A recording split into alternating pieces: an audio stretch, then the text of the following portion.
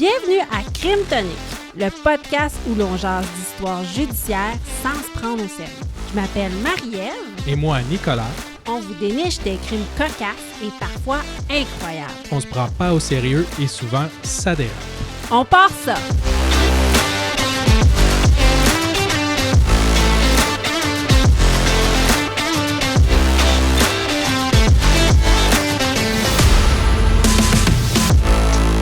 Épisode 15, le combat des crimes spécial construction. On vous a préparé des cas pour vous en faire voir de toutes les couleurs. Des histoires de fraude, La télé-réalité, des découvertes extraordinaires. des erreurs qui coûtent cher. Bref, vous allez voir des cas sur la merveilleuse industrie de la construction. Bonne écoute. Nicolas! Marie-Ève. Bienvenue à notre combat des crimes pour l'épisode 15. Épisode 15. Épisode 15. On est très content de continuer à faire des cas pour vous. Et l'épisode 15, donc, c'est un multiple de 5. Nous, on est rigide. Donc, épisode 15, c'est un combat des crimes. Attends, ouvre pas ton drink tout de suite. On n'a pas dit qu'est-ce qu'on fait. J'ai soif. Oui, attends une minute. Il n'y a même pas d'alcool, là, vite. Je vais être trop gêné sinon. Oh my God, ça va être une longue émission. J'ai soif. OK. Bon, on y va, mon Dieu, on peut pas attendre. Qu'est-ce qu'on boit, Nicolas? Hey, on boit des drinks en canette, des mocktails en canette. Pourquoi on boit les mocktails en canette? C'est parce qu'on a fait un merveilleux sondage et c'est eux autres qui ont gagné. Tabarouette, t'as même du bruit qui match avec ce que tu fais. C'est fou, hein? Tu viens d'ouvrir ton drink. Ouais. Je vais ouvrir le mien. Écoutez Puis bien en plus, ça. c'est drôle parce que, tu sais, épisode 14, l'Halloween, hein, j'avais fait un spécial son, puis je pense que je l'ai même pas écouté. C'est vrai? Tu m'as fait mon spécial Ouais. son? Merci, chérie. De rien. OK, là, je vais ouvrir mon drink. Voilà. Super. Donc, les cocktails en canette, c'est une entreprise québécoise. Quand j'ai vu l'adresse, j'ai fait « Ah, ils sont sur la rue Saint-Laurent. » Non, la rue Saint-Laurent à Louisville. Donc, oui, c'est une compagnie de Louisville. Ils ont vraiment des cocktails intéressants. C'est tous des cocktails pétillants. Moi, je bois un Tom Collins au citron. Il y a aussi Rum Punch Coco Ananas, Gin Tonic Calamansi. Toi, tu bois quoi, Nicolas? Contre toute attente, de la sangria rose. La sangria rose. Arrosée, ouais. Oh, c'est cute. Sur leur site Internet, c'est un site transactionnel, donc vous pouvez en acheter et la livraison est gratuite à partir de 3 boîtes. Ils ont aussi j'ai vu des cafés infusés à froid avec azote. C'est vraiment écrit ça. C'est spécial. C'est spécial. Je ne sais pas pourquoi ils ont mis de l'azote, mais je serais vraiment curieuse d'y goûter. Au début, j'ai fait « Oh non! C'est-tu là que je vais parler avec une petite voix aiguë? » Mais ça, c'est de l'hélium.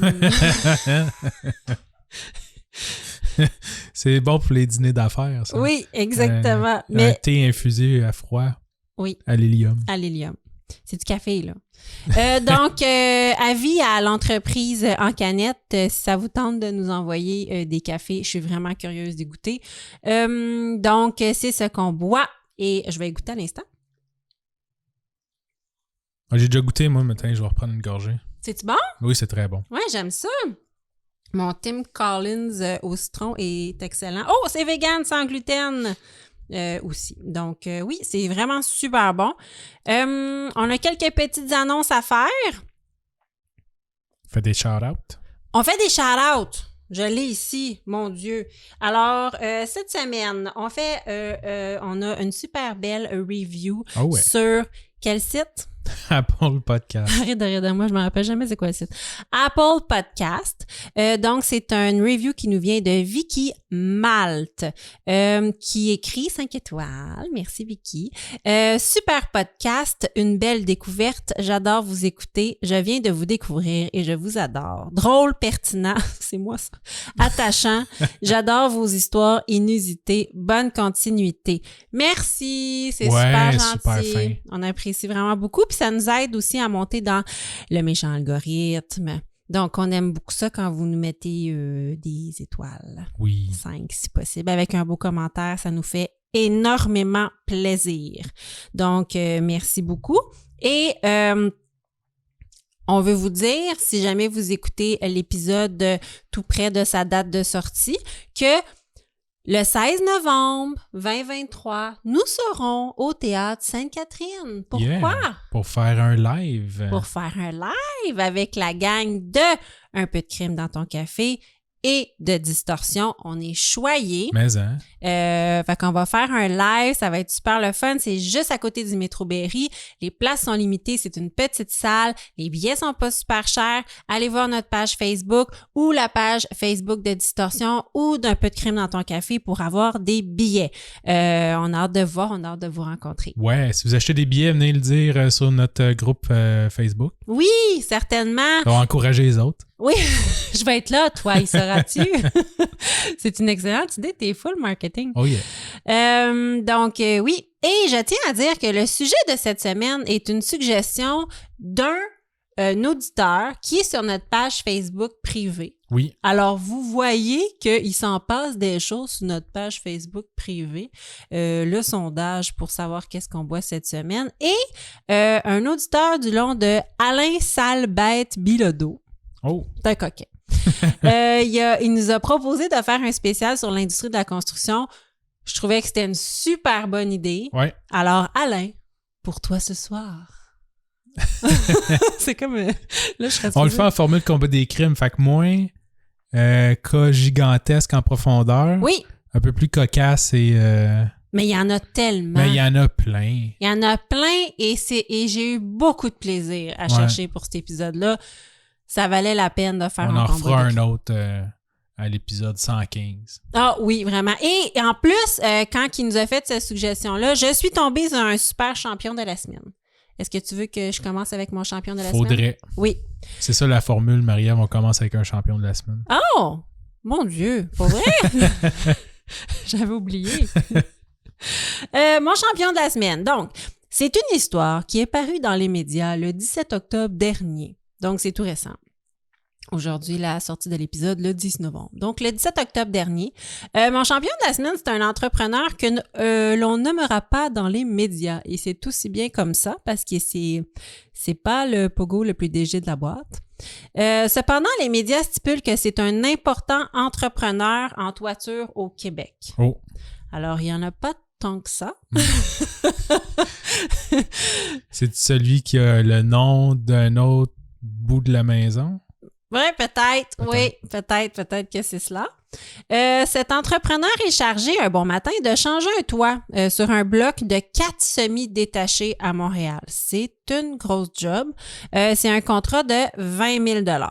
Il arrive sur les lieux de la réfection du toit, il commence le travail, puis il se rend compte qu'il va devoir contacter le client par téléphone, parce que le client n'est pas à la maison, parce que malheureusement, il va avoir plusieurs extras. Parce que la toiture est vraiment maganée. OK. Il semblerait que la toiture était plus abîmée qu'on l'avait d'abord évaluée. Parce qu'il y a un évaluateur qui est venu voir avant. D'habitude, c'est ça, c'est le même, ça marche, oui. Puis là, ils se sont rendus compte qu'en enlevant des bouts de gravier / bardeau, ils ont fait « Ah non, on va être obligé d'aller plus en profondeur. » Classique. Fait que il contacte le client, puis il explique la situation, puis il explique c'est quoi les extras, puis le client est comme « Ouais, c'est beau, OK, vas-y, je comprends, je te fais confiance. » Démolis tout. Démolis tout. Et donc, l'entrepreneur procède à une réflexion avec beaucoup d'extras là, qui vaut très cher. Ah ouais. Vers la fin de la journée, une femme de Montréal revient de son travail et remarque que sa toiture a été changée. Ouh. Ouais. Mais comment tu remarques ça? Il avait pas tout à fait fini. OK, c'est ça. Ouais, il y avait encore du monde qui travaillait sur le toit. Oui, il était sur le point de partir. Parce que nous, on a un duplex avec un toit plat. Là. Oui. Mais les autres, c'est des semi-détachés. Peut-être c'est des toits en pente. Peut-être. Parce qu'un toit plat... non, c'est un toit plat. On l'a vu, nous, c'est un vrai toit plat. Tu remarques pas vraiment ton toit. Là. À part si t'as le container en avant qui drop des morceaux dedans, là, qui lance des débris. Ça, exact. Il était sur le point de partir. Ouais. Donc, la femme arrive de travailler, elle voit qu'il y a des gens qui travaillent sur sa toiture et qui sont sur le point de partir. Elle est propriétaire d'une unité de maison rattachée aux 3 autres. Puis, elle trouve ça étrange parce qu'elle n'a pas demandé puis elle n'a pas signé de contrat pour le remplacement de sa toiture. Sauf que elle est en instance de séparation avec son conjoint. Puis, elle se dit, peut-être que c'est mon soon-to-be ex qui a demandé de changer la toiture parce qu'on va la mettre en vente, la maison. Effectivement. Ouais. Fait que peut-être que lui a décidé de changer la toiture pour qu'on fasse plus d'argent sur la vente de la maison. Fait qu'elle le contacte. Il s'appelle Monsieur Joly, Michel Joly. Il est aussi le propriétaire de l'immeuble. Puis elle lui demande, est-ce que tu aurais signé un contrat sans m'en parler? Puis Monsieur Joly, lui, il est au travail à ce moment-là. Fait, il dit, ben non, j'ai absolument pas signé de contrat pour changer le toit de la maison. Puisque elle va être en vente très bientôt et elle va être en vente telle qu'elle. On fait pas d'amélioration avant de vendre. Donc, mais non, c'est ça, pas du tout. Donc, M. Joly, au téléphone, il est super surpris que la toiture ait été changée et il rapplique, il s'en vient, là. Il fait comme, j'arrive. Mais seulement s'il savait comment que sa toiture était pourrite. Oui, attends, ça s'en vient. Il arrive sur place, il constate les travaux, puis même il dit en entrevue à TVA, la job, il dit, d'après moi, c'était une super belle job bien faite. Là. Ah oui? Oui, j'avais la Cadillac des toitures. Le contracteur comprend son erreur parce que lui, il était sur le point de quitter et panique un peu parce qu'il y a plusieurs extras et les travaux chiffré dans les 20 000 $ et plus. Wow. Donc, il comprend qu'il s'est trompé de maison et qu'il devait effectuer les travaux sur la maison d'en face. L'autre bord de la rue? L'autre bord de la rue. OK, c'était un autre bloc de 4. Un autre bloc de 4. Wow. Puis il a changé le toit des 4 unités. Donc, quand il avait appelé le propriétaire pour avoir le OK, c'est pas à Michel Joly, naturellement, qui parlait. Puis il n'était pas sur la toiture. Ben non, c'est ça. Il n'était pas sur la bonne toiture. Fait que peut-être que l'autre proprio, là, était pas si pourri que ça, sa toiture. Non, c'est ça. Lui, quand le gars est venu évaluer, il a dû faire comme OK, ça a bien de l'allure. Oui. Fait que c'est pour ça qu'il a trouvé plein d'affaires qu'il n'était pas supposé de faire. Exactement. Wow. Là, quand l'entrepreneur est arrivé sur la toiture de M. Joly, que la toiture était peut-être plus vieille, était peut-être plus abîmée, là, il a fait « Ben voyons donc, ça n'a pas de sens. » Et là, il s'est mis à charger des extras, puis le propriétaire, il était au bout du fil, puis il faisait « Mon Dieu, tant que ça, mais vas-y, arrache tout! » Oui, c'est ça. C'est ça une chance qu'il n'a pas dit « Écoute, mets la grue là-dedans, là. On va recommencer à zéro. » Oui, c'était la mauvaise maison. Écoute, c'est un peu bizarre parce que le contracteur lui réclame maintenant le montant des matériaux utilisés à M. Joly. Tu sais, il dit, je comprends que tu n'avais jamais demandé de toiture. Ben là. Oui, il lui réclame le montant des matériaux les matériaux, c'est entre 5 000 et 8 000. Hey, il l'a jamais demandé. Exactement. M. Joly n'est pas fâché. Ben, mais... je comprends, là, il y a une toiture. Oui. Même s'il paye 8 000 $ pour, là, il devrait le prendre. Là. Mais, Colin, tu peux pas perdre en cours. Non. Tu sais, c'est comme si j'allais peinturer ta chambre. Puis après ça, je faisais comme tu me dois 100 $. Exactement. Mais tu sais comment ils sont... Ben non, c'est ça. Mais tu sais comment ils sont TVA, là. Ils ont interviewé un avocat. Ah oui, je sais bien. Ils ont dit, est-ce que M. Joly devrait payer Maître un tel? Et là, Maître un tel, ils ont fait, absolument pas. Mais non. Donc, ils s'asseyent, tu sais. Ben les autres, c'est vraiment t'imagines un juge, il donne raison à la compagnie de construction. Ben non. Comment ça va faire jurisprudence? Tu sais, en plus d'avoir des... En tout cas, du monde pas toujours très honnête. Oui. Là, tu vas avoir du monde qui va aller faire des travaux chez du monde qui sont partis en vacances, puis après ça, leur charger les matériaux. Oui, c'est ça. Ça me fait penser, c'est pas la même chose, mais tu sais, quand t'arrives à une lumière rouge, puis tu as quelqu'un qui nettoie tes vitres sans que tu l'aies demandé, puis tu fais le cheap, puis là, tu lui donnes l'argent. Mais c'est sûr, c'est ça. C'est comme, hey, excuse-moi, quand t'étais parti travailler, j'ai changé ton toit. Tu me dois 20 000 $. Excuse-moi, non. Et t'es pourri, toi. Ouais, c'est mon toit. Alors, oui. Donc, M. Joly, il est pas fâché, mais il veut juste vendre sa maison. Je suis sûre que l'entrepreneur, lui, son argument, c'est « Mais de toute façon, tu vas le récupérer sur la vente de la maison. » Mais lui, il se dit... Ah oui, puis là, on n'est pas sûr s'il y a une garantie. C'est que lui, son point, il se dit « OK, mais si je te paye pas... » Tu sais, lui, il se dit « Si je paye pas l'entrepreneur, puis qu'après ça, j'ai un problème avec ma toiture, je suis pas sa garantie. Je veux dire, c'est pas moi qui ai donné le contrat. » Fait que là, lui, ça le met un peu... ça le met un peu dans une position délicate. En même temps, il veut vendre la maison, mais il vend la maison avec une toiture sans garantie. Ouais, là, j'avoue que t'aurais pas arrangé pour payer 5 000 puis avoir ta garantie 30 ans. Oui, mais c'est eux qui ont fait l'erreur. En tout cas, donc, supposément que il devrait quand même être couvert par la garantie légale en cas de pépin, mais là maintenant, moi j'ai déjà essayé de faire honorer une garantie sur un toit et je te dis que c'est un parcours du combattant. Donc on lui souhaite bonne chance à Monsieur Joly dans son divorce, I guess. Premièrement. Et dans la vente de sa maison. C'est pas drôle, hein, les rénaux que ça fait au couple. C'est pas drôle, hein? Quand tu l'as même pas demandé en plus. Mais non, c'est ça. Il avait même pas encore changé sa toiture qui se séparait. Ouais, tu vois comment c'est dangereux? Comment ça crée des frictions? Ils sont séparés avant, sachant que ça allait être de la merde. Hey, tu vois comment c'est dangereux? Ben, wow. c'est ça, exactement. Donc, toi, tu me fais ton premier cas. Ouais, premier cas, puis je te relance un petit peu. Ah oui? Ouais. Vas-y. Parce que moi, c'est pas juste le mauvais toit. Oh, qu'est-ce qu'il a fait? Ouais. J'ai intitulé mon cas « Erreur sur la maison ». OK. Ouais. Premièrement, je vais saluer nos amis belges. Je sais qu'on en a, je pense, sur le groupe Facebook. On a des gens de l'Europe sur notre groupe Facebook et je crois qu'on a des Belges. Manifestez-vous. On veut savoir. Fait que tu as un cas de la Belgique? Ouais, ils vont peut-être déjà savoir c'est quoi, là. Plus exactement, ça s'est passé à Jardin d'Annevoie, à Namur. C'est comme une région en Belgique. Génial. C'est ce que Google Maps m'a dit. Écoute, nous, on a une station de métro qui s'appelle Namur. Et c'est tout. Eux, ils ont une région géographique. Fou raide. Ouais. Puis ça date pas d'hier, OK? Puis je pense que ça avait été assez viral dans le temps. Je me rappelle d'avoir vu ça soit à la télé ou soit passé sur Facebook, genre. Puis la vidéo était quand même assez comique. OK. Ça date de combien de temps? Ça date de février 2012. Ah, OK, c'est pas si vieux, OK. Ouais. Et notre protagoniste, mettons, qu'on va appeler comme ça. Oui, parce que c'est un combat des crimes. Ouais. Ouais, ben c'est celui qui a fait l'erreur. Oui. C'est notre grutier qui s'appelle Olivier. Et il reçoit comme consigne d'aller démolir une maison inhabitée dans les jardins d'Annevoie le lundi matin. Fait que lui, il finit sa fin de semaine. Il reçoit un appel de son patron. Fait que il va partir de chez lui assez peinard, là, travailler un lundi matin, hein, comme n'importe qui. Ouais. Tu pars de chez vous, les deux yeux dans le même trou, là, décrottant un peu les coins des yeux. Je sais pas si nos amis belges ils connaissent cette expression-là, les deux yeux dans le même trou. Non? Tu sais, ça veut dire bien fatigué. Ouais. Ça veut dire, oui, pas réveillé.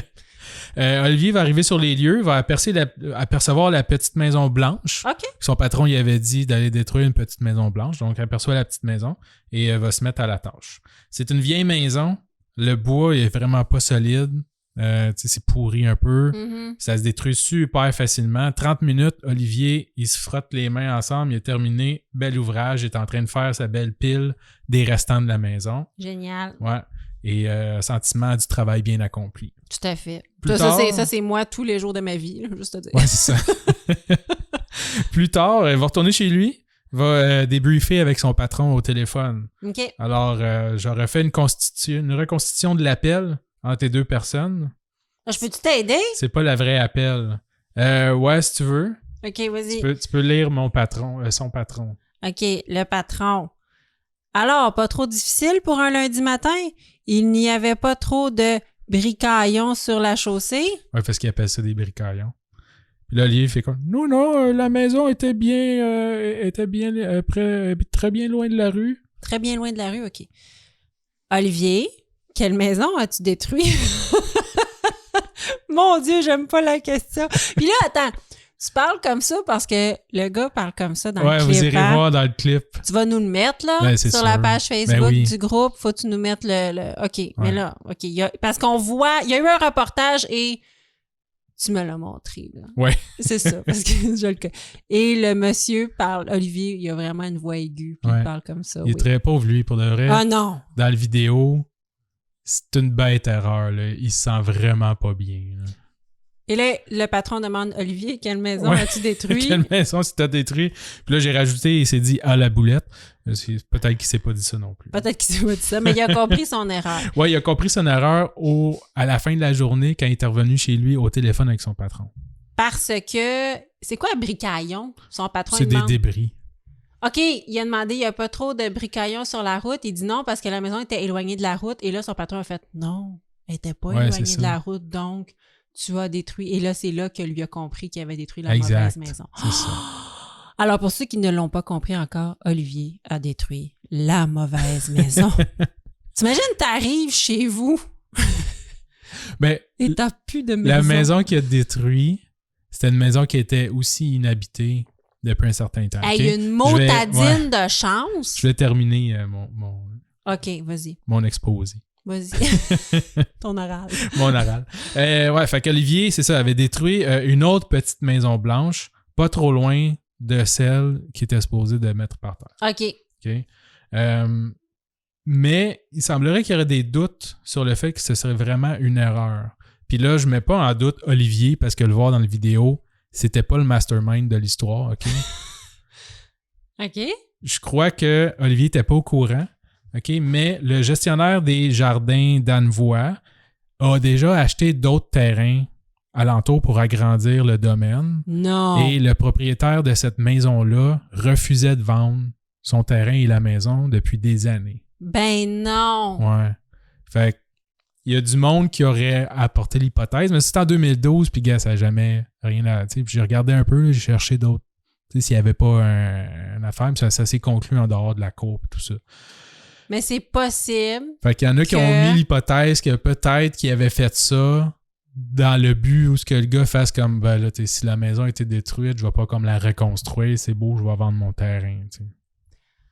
Ah, fait que ça Ouais. serait peut-être le propriétaire des terrains véreux qui a voulu faire détruire exprès la maison. Peut-être.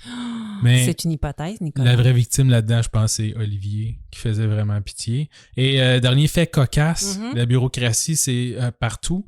Fait qu'avant de reconstruire la maison, parce que oui, je pense que les propriétaires voulaient reconstruire la maison, sûrement avec l'aide financière du gestionnaire des jardins d'Annevoie et le patron d'Olivier qui vont devoir payer pour l'erreur sur la maison. Les propriétaires de la maison qui veulent reconstruire vont devoir premièrement obtenir un permis en règle pour la démolition de leur maison. Oh! Avant de pouvoir acheter un permis pour rebâtir la maison. Alors que la maison est déjà Elle est déjà détruite. Ils n'ont jamais demandé, mais la ville les empêche d'avoir un permis de construction parce qu'ils n'ont jamais obtenu le permis de destruction ou de démolition. Ouais. Oh! Ouais. Oui, c'est de la bureaucratie solide, ça. Hein? Oui. OK, mon prochain cas? Allons-y. Vas-y. On a déjà fait des rénaux, toi puis moi. Et Oui. On a fait des petites découvertes dans les murs. T'en rappelles-tu? Moi, j'avais découvert un journal Oui! qui affichait en première le film Indiana Jones. Oui, Le c'est premier. vrai. Moi, j'avais découvert des petites diapositives qu'on mettait dans des lunettes d'enfants qui cliquent. Ouais, ah oui, l'affaire rouge, là. Oui, l'espèce de lunettes en plastique qui cliquent pour mettre des diapositives dedans. Ouais. C'est super vieux comme jouet, là, Fisher-Price, je crois. Et j'avais découvert ça, mais je trouvais ça super beau. C'était vintage. Donc oui, on fait des petites découvertes. Je te ramène en 1963, OK, dans la région de Cappadoce, en Turquie. OK. OK. Un homme turc, naturellement. Mais là, en Turquie. qu'est-ce qui dit que c'est même un homme? Je te dis. OK. C'est ça qui était écrit dans le journal. Il a confirmé ses pronoms. Bon, il effectuait des travaux dans son sous-sol. OK. Il a commencé à creuser, puis à travailler sur la structure. Puis, après avoir abattu un mur, il s'est rendu compte de l'autre côté qu'il y avait comme un espace vide de l'autre côté du mur. C'était creux quand il tapait dans le mur. Creux, ouais, c'était creux quand il tapait dans le mur, mais c'était comme plus de la roche, là. Oh. C'est une espèce de trou. Cependant, qu'est-ce qui est bizarre, c'est qu'à un moment donné, ces poulets se sont échappés et ces poulets disparaissaient dans ce trou-là et ils revenaient jamais. OK. Fait que lui, il s'est dit, mais c'est super bizarre parce que je sais pas si le trou, on pouvait voir le trou de l'extérieur aussi, mais ça faisait comme une espèce de cavité, comme s'il y avait eu un effacement de terrain. OK. Parce que là, il gardait pas ses poulets dans le sous-sol. Non, il gardait pas ses poulets dans le sol, mais il s'est rendu compte qu'il y a de ces poulets qui rentraient là et qui ressortaient jamais. Donc là, il trouvait ça bizarre. Donc, il a comme agrandi le trou. Il a tenté de comprendre qu'est-ce qu'il y avait dans l'espace qu'il avait découvert. Et là, t'es pas prête pour la suite. Parce que le trou de la Terre était l'équivalent des cités d'or, Nicolas. C'est vraiment les cités d'or. Pas que c'était riche. On parle de l'ancienne cité d'Hélène Goubou, aujourd'hui connue sous le nom d'Eren-Kouyu. Et là, à savoir, c'est quand ça a changé de nom de l'un pour l'autre. Honnêtement, c'est pas ça qui est important. Alors, en même temps que Constantinople est devenue Istanbul. Peut-être, Nicolas, merci. Donc on va l'appeler, excusez pour la prononciation, mon turc est pas à point, Derinkuyu. Donc, Derinkuyu. Derinkuyu, c'est une cité située à 85 mètres sous la terre. C'est la plus grande ville souterraine au monde. Wow. Oui. Les plus anciens écrits concernant cette cité datent de 370 avant Jésus-Christ. Dans ces écrits, on parle des peuples d'Anatolie qui vivent dans des maisons creusées plutôt que dans des grottes. OK. Ce qui était plus courant. À l'origine, Derinkuyu devait être utilisé pour le stockage de marchandises puis pour servir de refuge temporaire contre les envahisseurs étrangers. OK. Cependant, la région de Cappadoce a été le berceau d'une succession de guerres, de conflits, d'empires dominants, si bien que si les gens ont commencé à se cacher là de façon temporaire, ils sont restés là très longtemps. Ouais, c'est ça, c'était rendu quasiment permanent. C'était permanent et elle s'est développée et raffinée sous la terre. C'est bien fou. Oui, Et là, c'est du monde qui voyait jamais le jour. Jamais. Aïe, Et aïe, aïe. attention, on parle d'une véritable ville de 445 km² Wow. et de 18 étages. Tout ça dans son sous-sol. Une partie. En fait, ça fait vraiment une très grande partie Ok, mais de la personne n'avait ville. découvert ça. Oui, C'était perdu depuis... depuis pas 3000 ans? très longtemps, non. Les dernières fois que ça a été abandonné, c'était en 1920.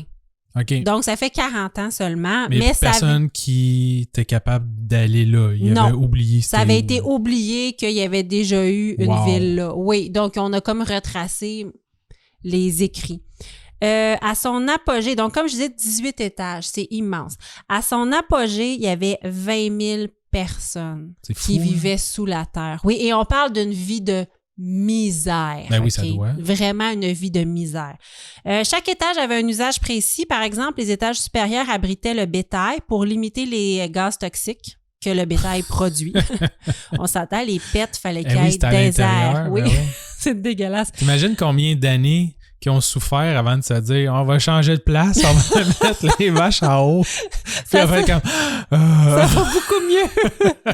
Ça sent le pet de vache. Ouais, ça monte un pet, d'accord. Ouais, c'est Mettons ça. les vaches en haut. Il nous chie sa tête maintenant, mais au moins, ça pue pas de longtemps.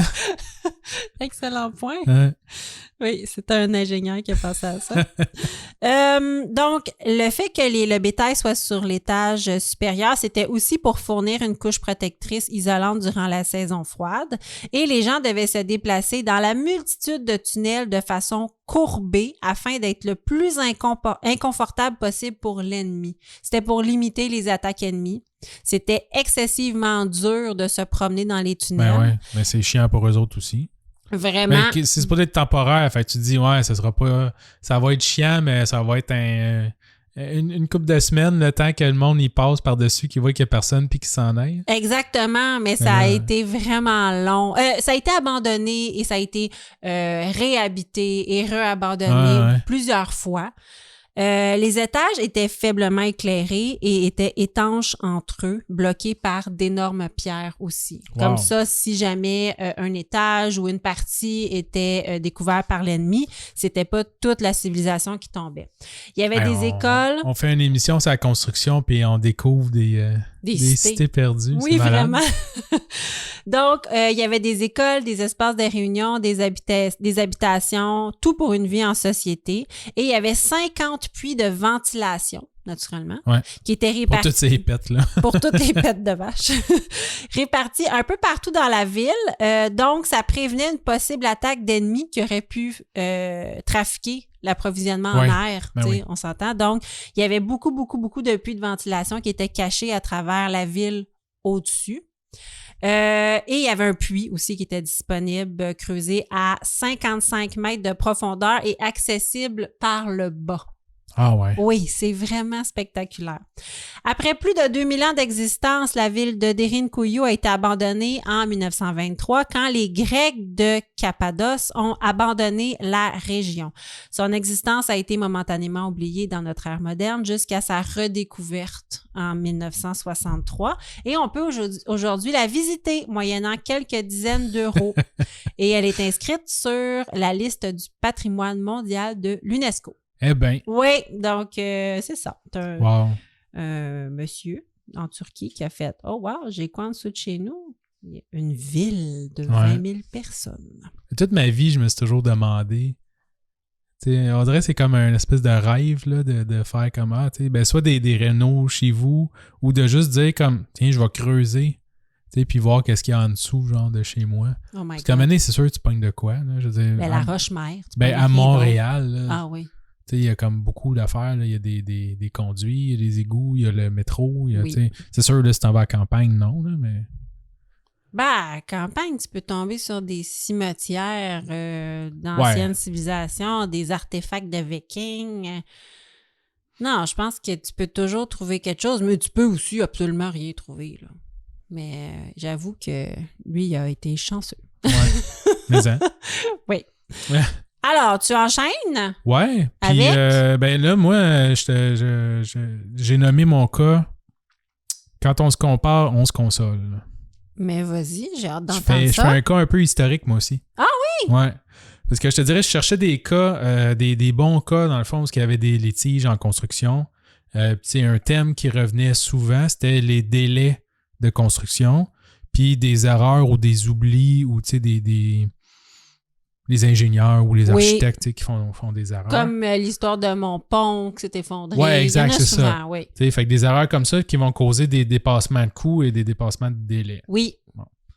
Alors là, je suis tombé... T'en as trouvé? J'en ai trouvé, ouais. Je suis surprise. C'est difficile, ouais. Oui. Non, en fait, il y en avait beaucoup trop. Et j'ai pris... Je pense que ça doit être celui qui est le plus gros. Fait que...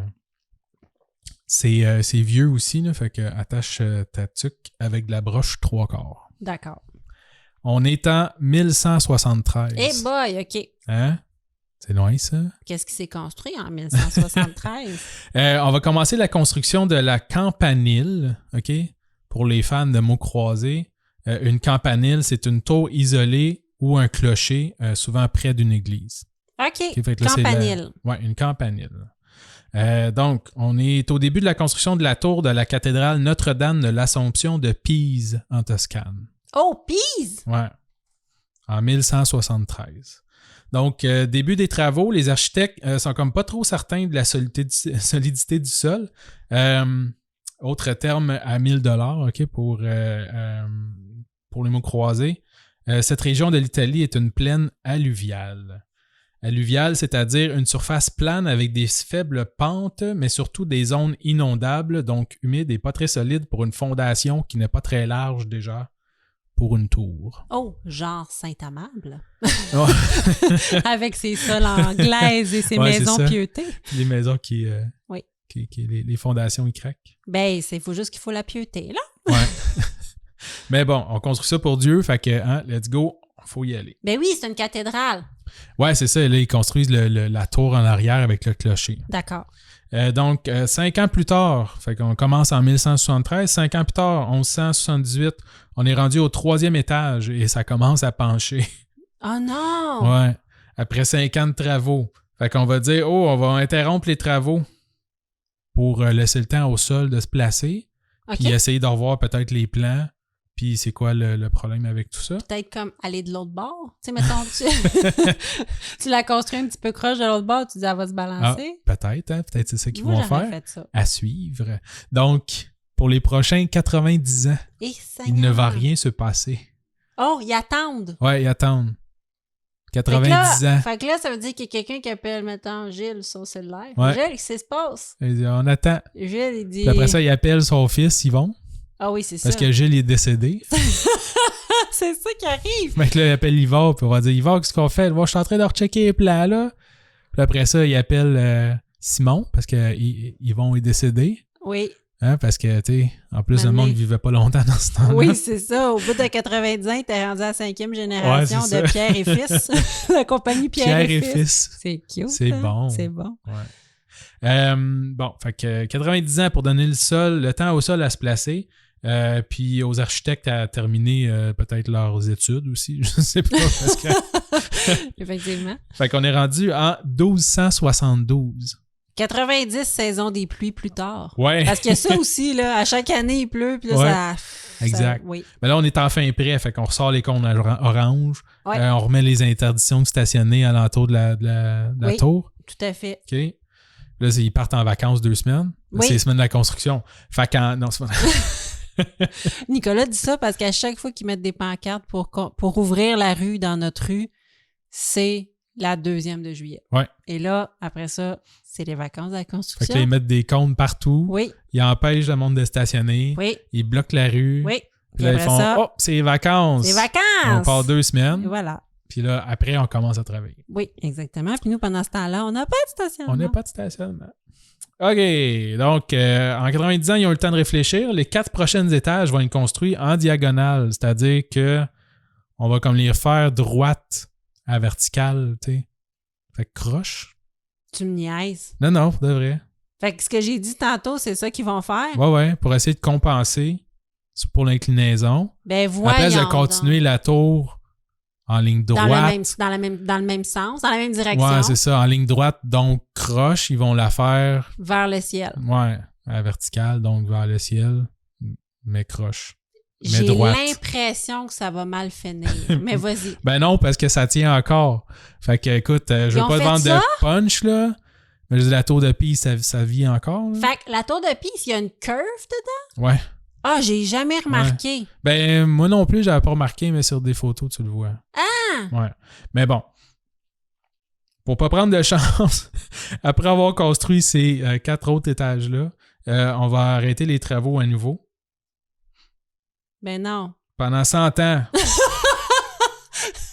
Rien de moins. Rien de moins. De toute façon, le bon Dieu peut attendre, là. Ouais, c'est ça. Tu sais, je veux dire... Il est éternel. Oui, tu construis ça pour Jésus-Christ, c'est là. quoi, une couple de centaines d'années pour être sûr que sa cloche va pas tuer ses fidèles? Exactement. Pour le Fils de Dieu, je veux dire, écoute, là, ça fait, on est en l'an 1002. Fait que ça fait 1200 ans qu'on lui rend gloire. Fait que, tu sais, même 100 ans de plus, 100 ans de moins. C'est ça. C'est quoi, hein? Fait qu'on est rendu en 1372. Hey, t'imagines le gars qui vient en face? Au moins, ils sont pas là tous les jours à 7 h le matin. Avec du marteau piqueur. Avec la drill. Le gars, il veut vendre sa maison. Il fait, je vais attendre que le chantier finisse parce que ça fait lettre, tu sais, avec mes photos de mon agent. En 200 ans, sa maison a pris de la valeur. Ça doit. Ça doit. Ben, de toute façon, lui, avec, il est mort 8 fois. Ouais, là. c'est ça. Oh my God, 100 ans encore. Ouais. Okay. Fait que 100 ans après, on va finalement terminer le dernier étage, le clocher de la tour. Fait que quelques statistiques pour terminer. Vas-y. Durée de construction, 200 ans. Mm-hmm. Hauteur de la tour, puis là, c'est drôle parce que hauteur de la tour, côté sud, c'est 55,86 mètres. Et côté nord, 56,71.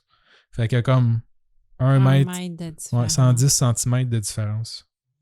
Degré d'inclinaison, 4%. OK. Comme ce qu'ils ont donné probablement à une couple d'architectes pour la construction de la tour. Ça doit. À travers les siècles, il y a eu beaucoup de travaux effectués pour essayer de remettre droite / stabiliser ou sécuriser la tour qui tient toujours. Oui. Donc, c'est pas un spoiler. À force d'avoir des touristes coquins qui prennent des photos en faisant assemblant de pousser la tour, ils ont fait « On n'est plus capable. Non, c'est ça. On va la redresser pour que les maudits touristes avec leurs mains dans le vide puis leur sourire niaiseux. » Puis moi, je serais la première à faire ça, là. C'est juste que tout le monde fait ça.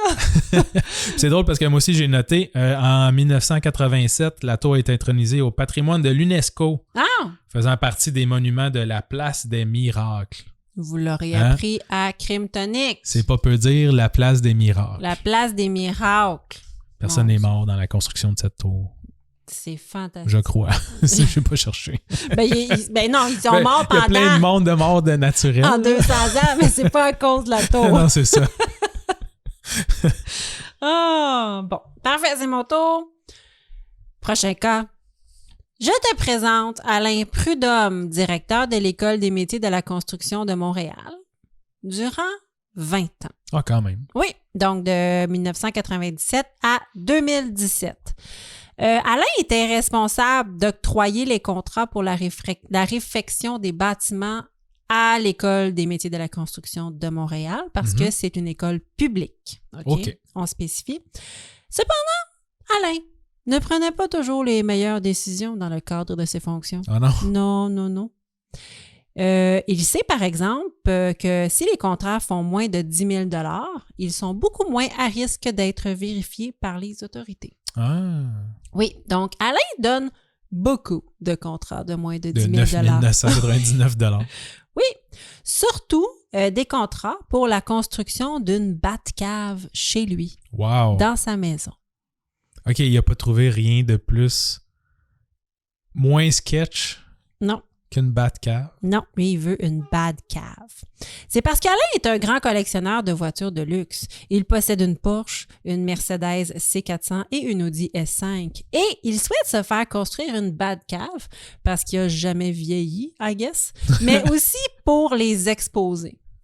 Et les journaux parlent d'une Batcave, là, mais c'est surtout une salle d'exposition d'une valeur de 200 000 $. OK. Et Alain, qui est un adolescent, il fait aussi des fêtes d'inauguration dans son garage, comme une genre de pendaison de crémaillère, pour flasher ses chars. Ah boy. Oui, Nicolas, il y a des gens comme ça.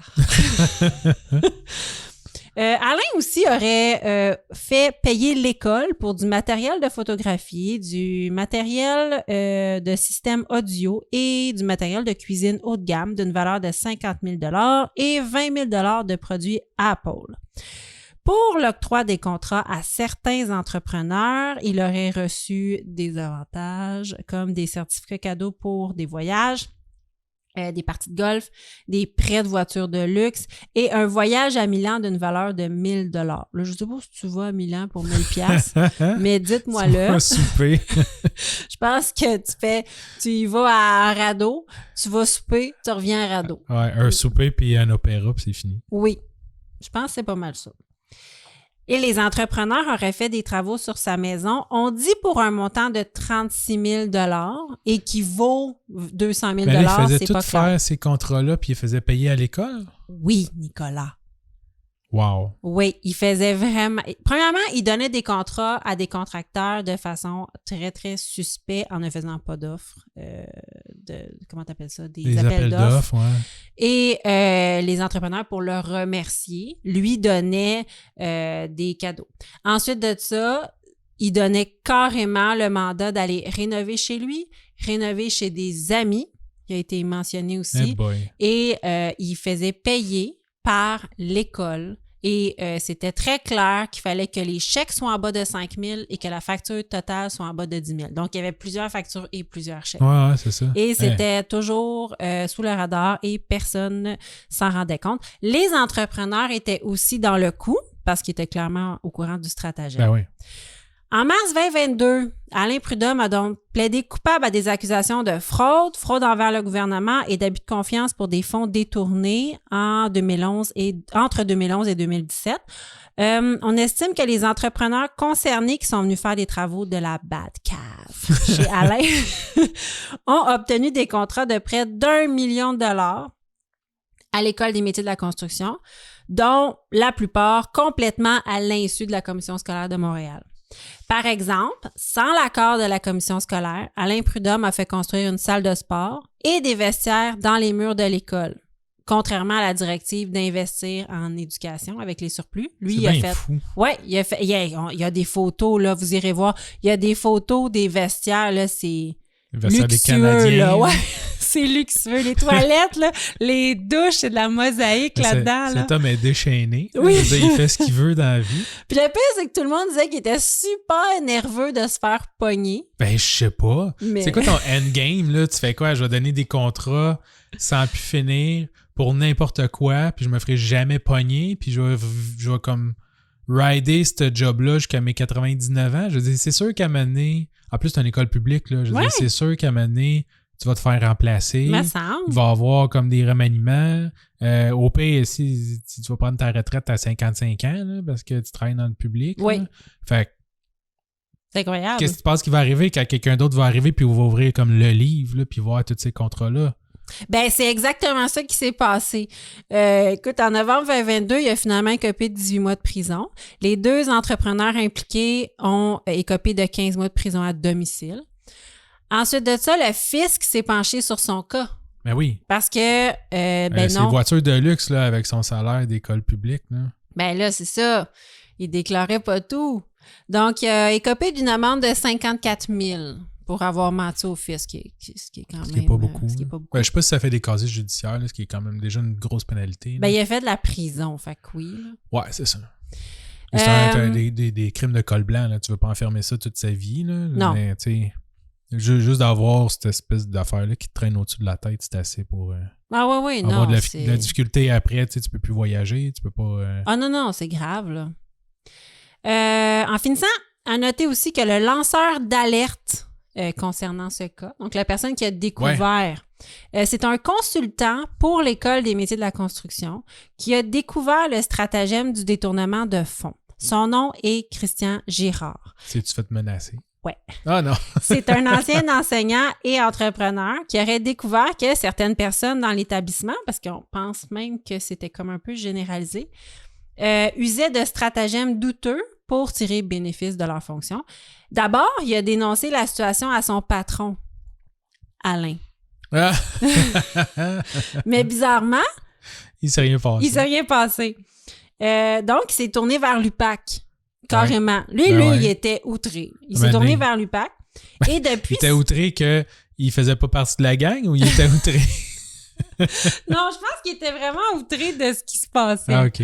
Puis que son patron ne faisait rien. No shit. Ouais, non, c'est ça.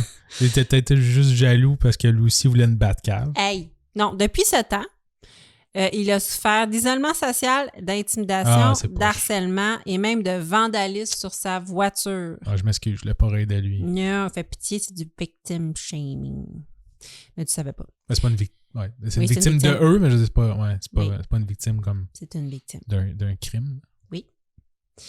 Il poursuit donc Alain Prudhomme, l'École des métiers de la construction de Montréal et d'autres responsables pour 815 000 $. Bien fait. Oui. J'ai pas trouvé de suite à cette poursuite. Si vous en savez davantage, faites-moi signe. Je pense que c'est quand même assez récent, mais j'ai pas trouvé si ça s'était réglé. Bon. Donc, c'était mon dernier cas. Ben, pas mon dernier cas, mais c'était le cas de l'École des métiers de la construction et d'Alain Prudhomme et de sa Batcave. C'est quoi la ville? Batman. Non, la ville. Parce que les journaux arrêtaient pas de dire... Gotham. Oui, cela ne se passe pas à Gotham City. Gotham. Comment? Gotham. Gotham. Pas Goddam. Goddam, OK. Gotham. Et là, moi, je me disais... La presse a beaucoup trop de plaisir avec ça. Ouais. Parce que là, ils ont nommé ça comme une bad cave. Je sais pas si ça venait de lui, là, l'histoire de la bad cave. C'est peut-être lui, qui marquait ça. Je sais pas s'il marquait ça sur ses contrats. Ben, peut-être quand il faisait l'inauguration, il faisait comme... Il y avait des petits cartons, là, qu'il avait imprimés au bureau en gros, là. Hi, my name is, non? Non, des petits cartons qui disaient « Viens à ma fête! » Non. L'inauguration. Ben non, c'est vrai. Ah. Viens voir ma Batcave. C'est ça. Viens voir avec la face de Batman. Viens voir ma Batcave puis ma Porsche, ma Mercedes. Ouais, c'est ça. Donc, c'était Alain Prudhomme. Hey, alors? Moi, j'enchaîne avec mon prochain cas. Vas-y. Je l'ai nommé Super sans plomb. OK. Moi, je donne des titres. Super sans plomb, c'était une émission des années 90. Oui. À la télé. Il me semble. J'ai comme ce souvenir-là. Oui. C'est vraiment loin dans mes mémoires. OK, juin 2019. Oui. OK. Après 19 ans de lutte judiciaire, 3 anciens fabricants de peinture ont accepté finalement de régler à hauteur de 305 millions de dollars américains. Wow. Avec le gouvernement de l'État de la Californie. OK. Les défendeurs sont Sherwin-Williams, fabricant de peinture. Ah oui. Il y a des annonces avec eux autres. Oui. Je pense que c'est eux autres qui font genre Bétonel ou je sais pas trop. Là. En tout cas, ils ont une couple de marques. Ils ont des magasins. Oui, ils ont des magasins, t'as raison. Oui. Ouais. Conagra Grocery Products. OK. Ouais. Et NL Industries, que je connais pas. Ils ont accepté de verser cette somme sur 6 ans en commençant par un beau paiement de 75 millions de dollars l'année même en 2019. Et pourquoi, tu vas me dire? Ben là, mon titre a vendu un peu la mèche, super sans plomb. Oui. Un peu comme l'industrie du tabac. C'est des compagnies qui ont été poursuivies en cours parce que elles ont continué à vendre de la peinture qui avait trop de plomb. Mais on considère surtout qu'elles étaient au courant que leurs produits étaient nocifs et qu'ils en ont vendu avant même. En fait, ils en ont vendu avant que la loi passe. Oui. Mais le recours collectif, c'est comme parce que c'est entendu qu'ils savaient que c'était pas bon, puis qu'ils ont vraiment entendu que la loi passe pour arrêter d'en vendre. Je comprends. Un peu comme le tabac. La loi qui dit que tu n'as plus le droit de vendre de la peinture avec du plomb. C'est ça? Ouais, c'est ça. OK, exact. Parfait. Qui était au courant, dans le fond, que c'était pas bon, bien avant que ce soit rendu public, les problèmes avec le plomb puis tout ça, puis que la loi est passée. Oui. Donc, les gouvernements locaux avaient intenté un procès en 2000 dans le but de faire payer les entreprises pour le nettoyage, parce qu'il y avait beaucoup de vieilles maisons, surtout, là, qui avaient de la peinture avec du plomb. Donc, voulait faire du nettoyage affirmant que celle-ci était consciente des dangers toxiques de la peinture au plomb lorsqu'elle la commercialisait, bien avant son interdiction par le gouvernement américain dans les logements en 1978. Oh, ça fait longtemps. Ça fait quand même longtemps. Mais le gouvernement voulait poursuivre les compagnies pour faire du ménage?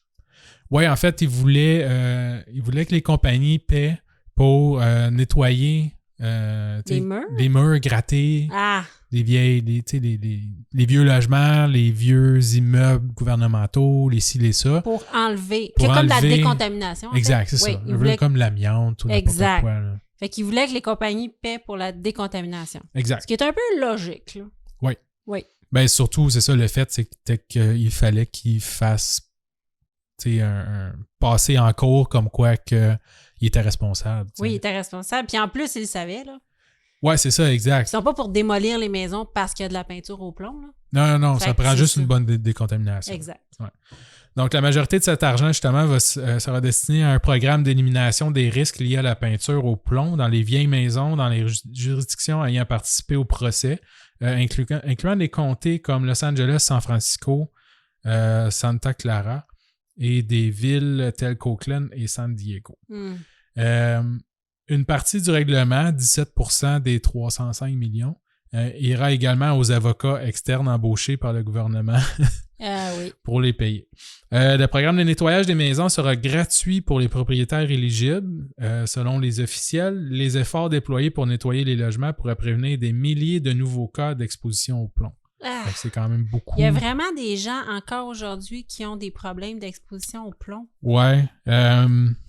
Je suis pas un expert, là, mais avoir des émissions, puis des films, puis des émissions de rénovation, justement, là, dans des États comme la Californie, il y a des vieilles maisons là-bas.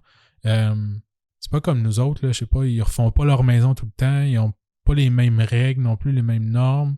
Je sais pas, ils ont pas tant besoin d'isolation, des choses comme ça. Fait que souvent, ça va être comme des vieilles maisons. C'est quand même assez pauvre, hein? Oui. Il y a des... Los Angeles, là, c'est pas très riche. Là. Des blocs appartements. Ouais, c'est ça. Mais tu sais, est-ce que si vous le savez, écrivez-nous. Est-ce que tu le sais s'il faut que la peinture soit écalée, il faut que tu t'en respires? C'est une question je sais pas. Je sais pas, hein? Je peux aller plus loin, mais j'ai quelques petits détails sur les dangers. Parce que, tu sais, mettons, l'amiante, là, tant que tu touches pas à ton mur, t'es correct. Je pense que c'est pas mal la même affaire. OK. Tu sais, selon ce que j'ai lu un peu, là, puis c'est ça, tu sais, le danger, c'est quand ça se retrouve dans les airs. Exact. Fait que, tu sais, c'est justement peut-être quand ça s'écale ou quand c'est écorché. Oui. Ou, tu sais, quand à la longue, tu sais, ou... c'est ça, quand tu fais des travaux, ben là, tu sais, je sais pas, moi, tu fais juste mettre un cadre dans le mur, fait que là, tu casses la peinture, puis... Ouais, je sais pas. Ouais. Moi, c'est une bonne... oui. Sherwin-Williams a jugé le règlement favorable, limitant sa responsabilité. Parce qu'eux autres, le gros de tout ça, c'est qu'ils voulaient pas être responsables. On dirait que ça leur dérangeait pas de payer, en autant qu'ils, tu sais, il y avait pas comme l'odieux d'avoir tué du monde avec leur affaire au plomb. Là. D'accord. Ouais. Il a promis de combattre d'autres poursuites concernant sa publicité légale ou la vente de peinture au plomb il y a de nombreuses décennies. OK. Conagra a également exprimé sa satisfaction de mettre fin à ce litige qui dure depuis près de 20 ans. Oui. C'est long. Ouais. Puis je te dirais qu'ils sont quand même contents avec le verdict parce que même que les 305 millions de dollars, c'est loin de ce que les plaignants espéraient initialement. Ah oui? Parce qu'en 2014, en fait, en 2000, ça a commencé et ils demandaient 1,15 milliard de dollars. Eh, Seigneur! En 2014, le premier verdict du procès avait été ordonné aux entreprises et c'était effectivement 1,15 milliard de dollars qu'ils devaient payer. Wow! Mais ils ont été en appel et la décision d'appel en 2017 a réduit le jugement à 409 millions de dollars. OK. Puis en 2019, les plaignants ont accepté de réduire. Fait que le gouvernement a accepté de réduire le 409 à 305. Principalement, c'est une entente entre les deux parties pour avoir accès à de l'argent plus rapidement, sans condition. Parce que je suppose qu'avec le 409, je pense qu'il y avait un délai aussi que fallait que le gouvernement utilise l'argent dans un certain délai puis tout ça. Fait qu'en tout cas, ils se sont négociés un autre 100 millions de moins en leur donnant plus de flexibilité avec leur argent. Wow! Ouais. Petite statistique, problème de santé causé par la peinture au plomb peut comprendre des troubles neurologiques chez les jeunes enfants. L'exposition au plomb peut entraîner des problèmes de développement du cerveau qui peut affecter les comportements et l'intelligence. Des problèmes de croissance, ça peut perturber la croissance normale des os et des muscles. Des problèmes rénaux. Donc, l'exposition à long terme au plomb peut causer des problèmes rénaux et contribuer à l'insuffisance rénale. Des problèmes reproductifs, causer des problèmes de reproduction chez les hommes et les femmes, et aussi l'hypertension artérielle, les problèmes cardiaques. Ben, Colin, je vais arrêter d'en mettre dans mon café. Ouais. Fait qu'en faisant mes recherches, là, j'ai trouvé aussi d'autres cas similaires, dont Home Depot, qui a dû payer un peu moins de 21 millions de dollars pour des cas similaires. Parce qu'il avait vendu de la peinture au plomb. Ouais, en fait, c'était des contracteurs avec qui faisaient affaire, des sous-traitants pour leur programme ou leur service de rénovation là, ou d'installation ou de peinture ou whatever, qui suivaient pas les normes et les règles. Fait que mais ça reste que c'est eux autres le donneur d'ordre. Là, fait que c'était eux autres qui étaient responsables. Donc, juste aussi pour la loi au Canada, c'est en 1976 que la restriction a été mise en place versus 78 pour les États-Unis. À ce moment, au Canada, on permettait 0,5% du poids de la peinture que ce soit en plomb. En 2005, Santé Canada va réviser le règlement et va réduire à 0,009. Hey boy. Fait que de 0,5 à 0,009.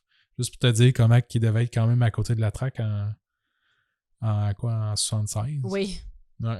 C'est l'équivalent de 90 particules de plomb par million. Oui, c'est vraiment pas beaucoup. Ouais. Fait que là, ils ont tous repris leur gallon, ils les ont dilués dans bain du blanc. Pas de plomb. C'est ça. Fait que là, ça faisait encore moins de plomb. Exact. Oui, c'est une excellente idée. Ils ont tout récupéré. T'as le sens de les affaires, Marie-Ève. Oui. Moi, l'enfer. T'es bonne. Je suis vraiment bonne. Ben, merci pour ce cas. J'enchaîne? Oui, c'est à ton tour. J'enchaîne avec... oui, écoute. Maintenant, après tous ces revirements de situation et ces malchances que l'on parle depuis le début, oui, je me suis dit que rénover, c'était très compliqué. Et donc, l'autre solution consiste à quoi? À t'inscrire à une émission de rénovation. Ah, mais lequel? Mais il y en a beaucoup. Ah, oh, non, tu trouves? Il y en a beaucoup. Et à l'émission de rénovation, et t'as laissé les professionnels rénover ta maison gratuitement, Nicolas. What can go wrong? What can go wrong? Quand tu donnes ça à une production de télévision. Exactement. Ils vont s'arranger avec ça. Bien, certainement. Quelle idée de rêve, Nicolas. Non, pas du tout. On l'avait fait, nous autres, hein? Je pense qu'on avait envoyé à l'émission de Gino là, les plans... Mon plan Rona? Je sais pas. Oh! Oh non, On je n'avait voulais pas été m'inscrire. choisi. Non, ça, je voulais m'inscrire, mais non, ça, pour construire la maison. Ouais. Faut vraiment la Non, construire. non, c'était rénové, là. C'était pour faire les rénovations. Avant qu'on rénove, Oui, on s'était inscrit. Oui, t'as raison. Ça fait des années. Oui, Ouais, on a ouais, ça déjà fait fait longtemps. ça. Ça aurait été cool, ça. Ouais. On a rénové tout seul, finalement. Ouais. Il faudrait qu'on s'inscrive à vendre ou rénover. Vendre ou rénover, oui. Puis ça, on va s'en aller quand même. Ouais, c'est ça. Oui. Mais là, à vendre ou rénover, il faut chacun avoir le rôle du méchant puis du gentil. Ouais. Qui va être le méchant? Moi. Toi? Ah ouais, je suis tellement méchant. Non, t'es bien trop fin. Moi, je vais être la frue. Ouais, c'est ça. Mais comme Genre, d'habitude. Comme d'habitude, je vais être la frue puis je vais faire comme toutes les émissions, là. La madame frue qui trouve que son mari fait pas assez de travaux assez vite. Ouais, c'est ça. Mais là, tu rentres de travailler, puis t'as jamais le temps, là. Fait que là, tu sais, la salle de bain, ça fait 4 ans que je te demande de la faire. Elle est tout le temps là à chialer. Puis là, moi, je suis comme, mais toi, madame, Prends-les le marteau. Ouais. le féminisme, là, c'est pas juste d'avoir les mêmes droits, là. Non, C'est c'est ça. d'avoir les mêmes devoirs, tu sais. Ouais. Tu sais, féministe jusqu'aux ongles, mais c'est pas à lui de faire les rénaux. Tu sais, tu peux essayer. Si ça te tente pas, si t'as pas le goût, peut-être que lui non plus. Ouais. Discutez-en. Et prenez un contracteur. Ça sauve des vies. Oui, ça sauve des vies et des mariages.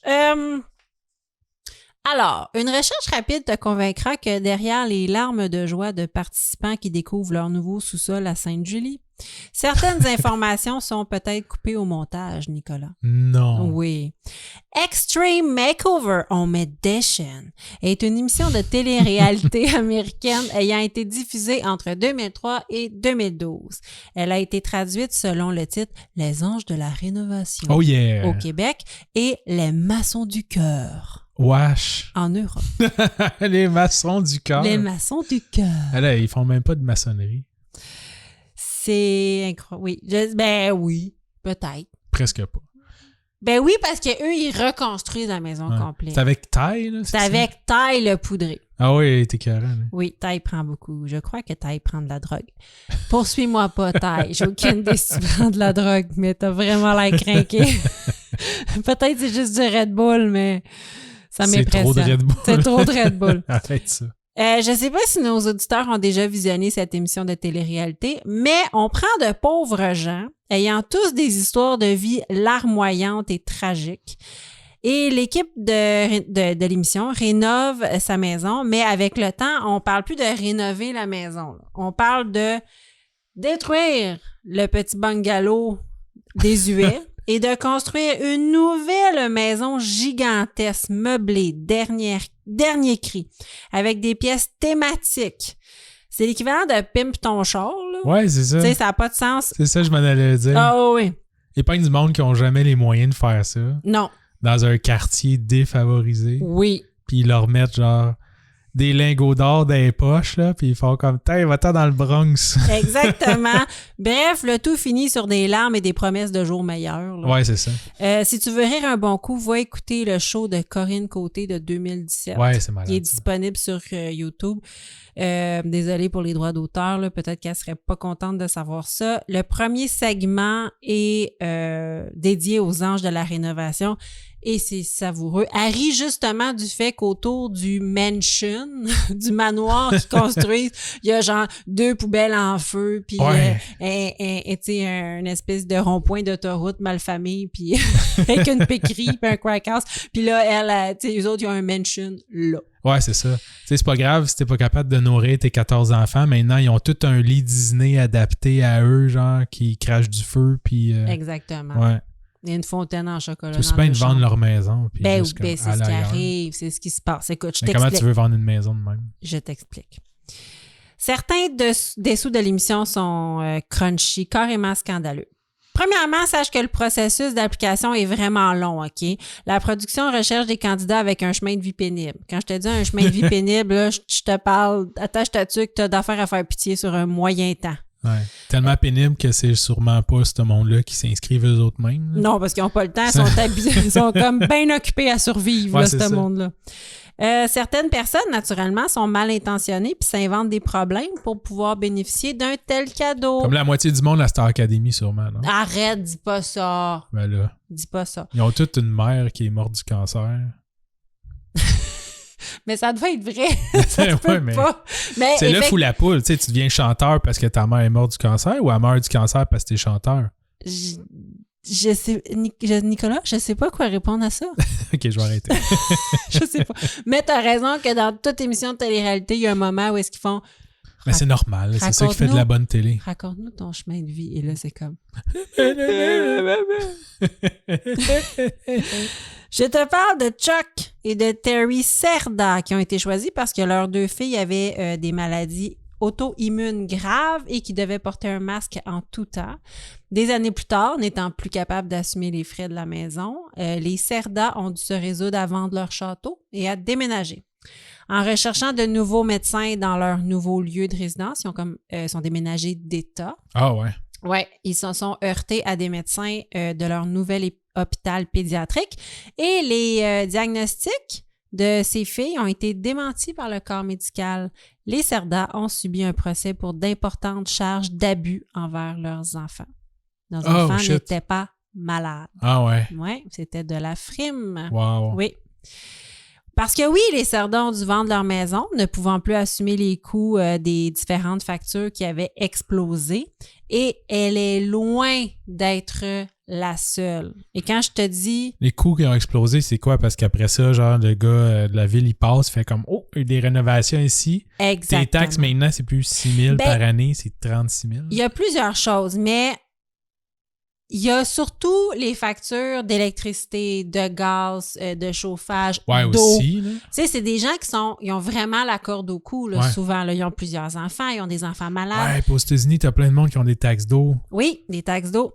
Ouais, puis là, t'as comme 38 fontaines là, dans ta maison. Exactement. Tu sais, il y avait un participant qui disait que sa facture d'électricité est passée de comme 500 à 1200, mais il disait, je ne peux pas payer 1200. Ben ouais. Je suis pas capable, tu sais. Il faut que tu la chauffes, ta maison.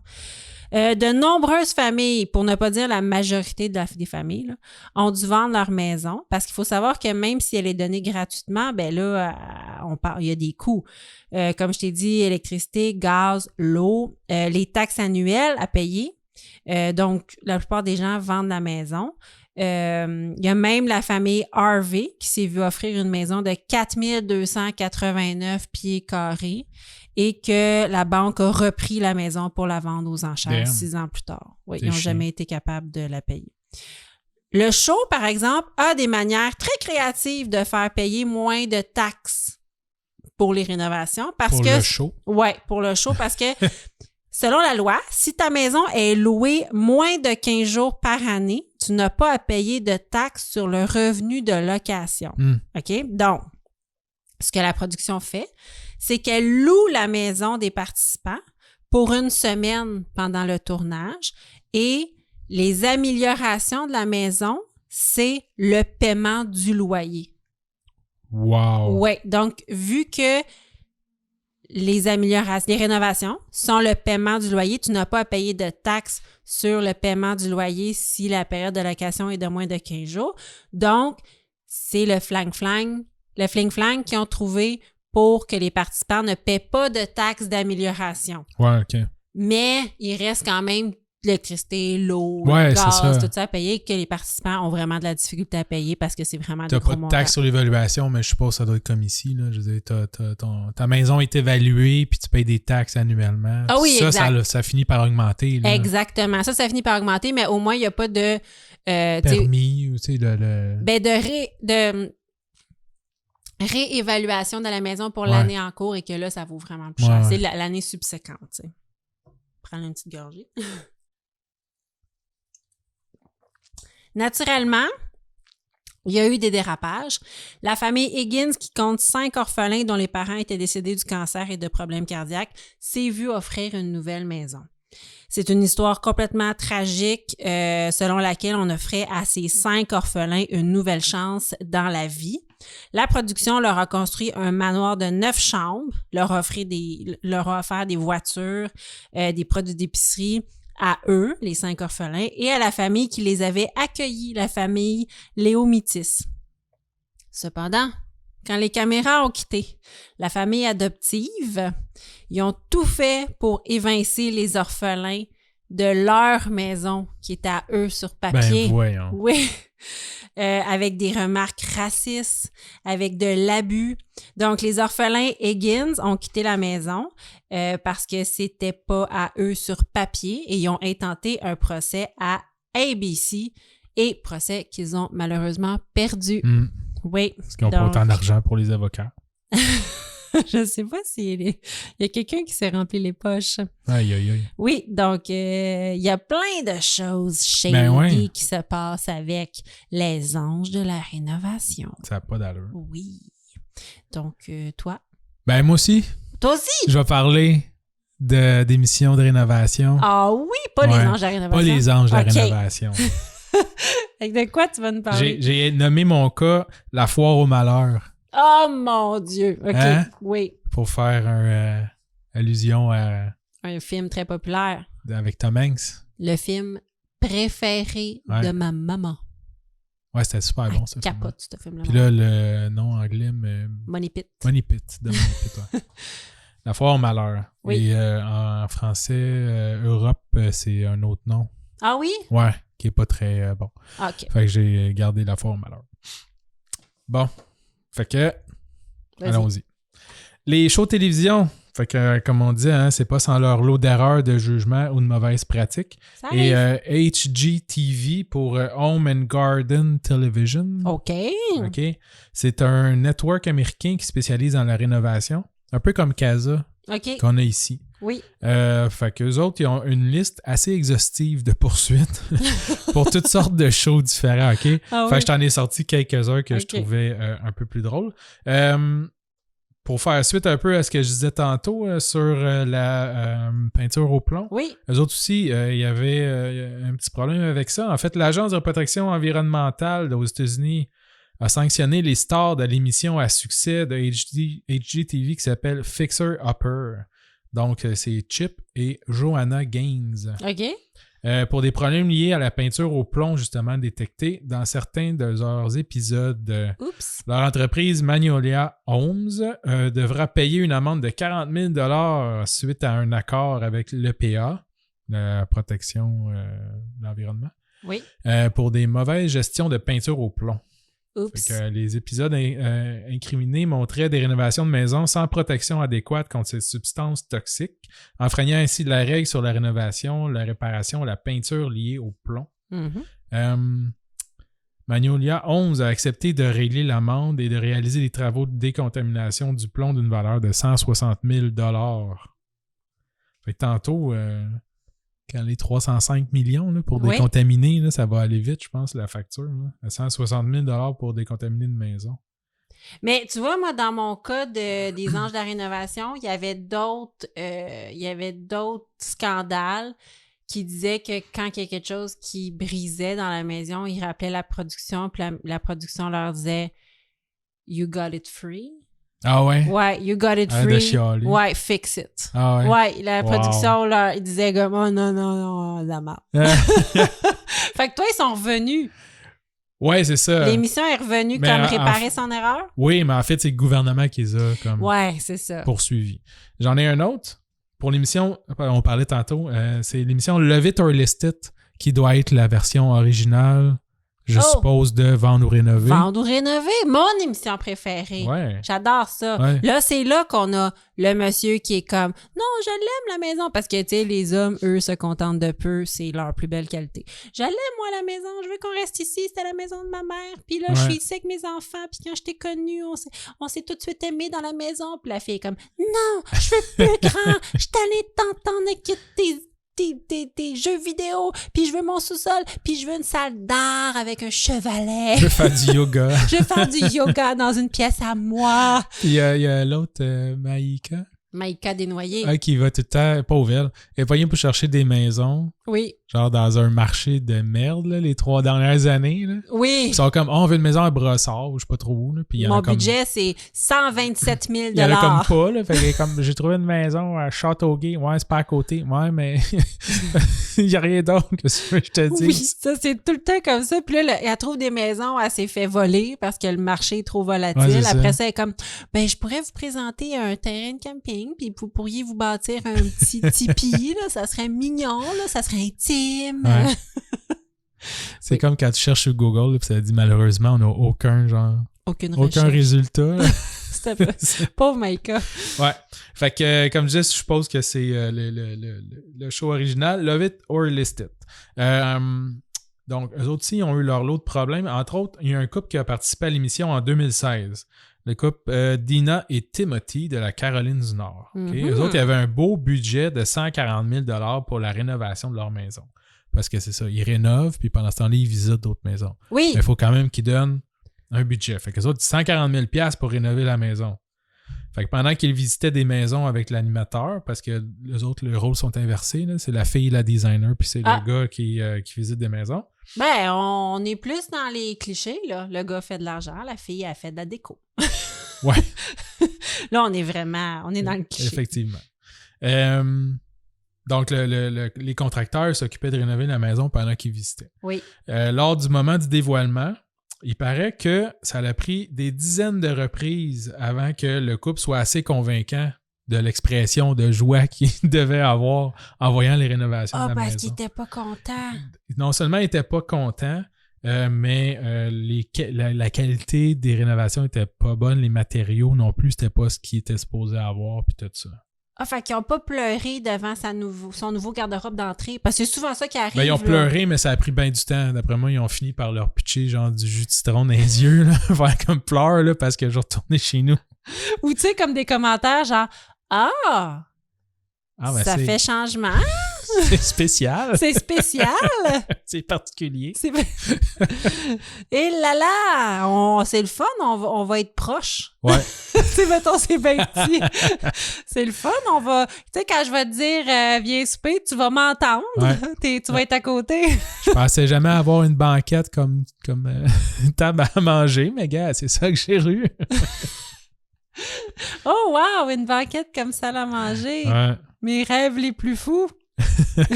Fait que ai-je besoin de te dire qu'ils ont décidé de déménager. Sauf que ils étaient incapables de vendre leur maison dans l'état actuel. Les travaux étaient trop mauvais puis les matériaux de qualité inférieure. Donc, selon le plaignant, fait que le couple Dina et Timothy. Pauvre Dina et Timothy. OK, fait que c'était pas deux chialeux, là. Non. C'était vrai que eux c'était autres, de la ils voulaient schnock. vraiment déménager. Fait qu'ils ont dit non, on a trouvé une belle maison, on va déménager. Fait qu'il faut qu'ils vendent leur maison. Ils sont pas capables de vendre leur maison dans l'état actuel. OK, c'était vraiment bâclé. Ouais. Fait que, selon les plaignants, sur les 140 000 qu'ils avaient donné comme budget, ils disaient qu'il y en avait clairement pas plus que 85 000 qui auraient été utilisés pour les travaux, les matériaux puis tout ça. Puis que le reste, à peu près 55 000 qui auraient été directement dans les poches de la production. Oh my God. Ouais. Le couple il a dû faire des travaux de plusieurs dizaines de milliers de dollars juste pour remettre la maison en état de vente. Puis le pire dans tout ça, c'est que la production a contre-attaqué. Dans le fond, il est counter-sue en poursuivant le couple pour bris de contrat et diffamation. Parce que dans le contrat qu'ils ont signé, il n'y avait pas le droit de se plaindre contre la compagnie de production. Ah, ben ouais, je vais te faire signer un contrat de mariage de même. Trop tard, on est déjà mariés. Voici un contrat de mariage qui stipule que tu n'as absolument pas le droit de me chialer dessus. Fallait y passer avant. D'accord. Mais quelle bonne idée!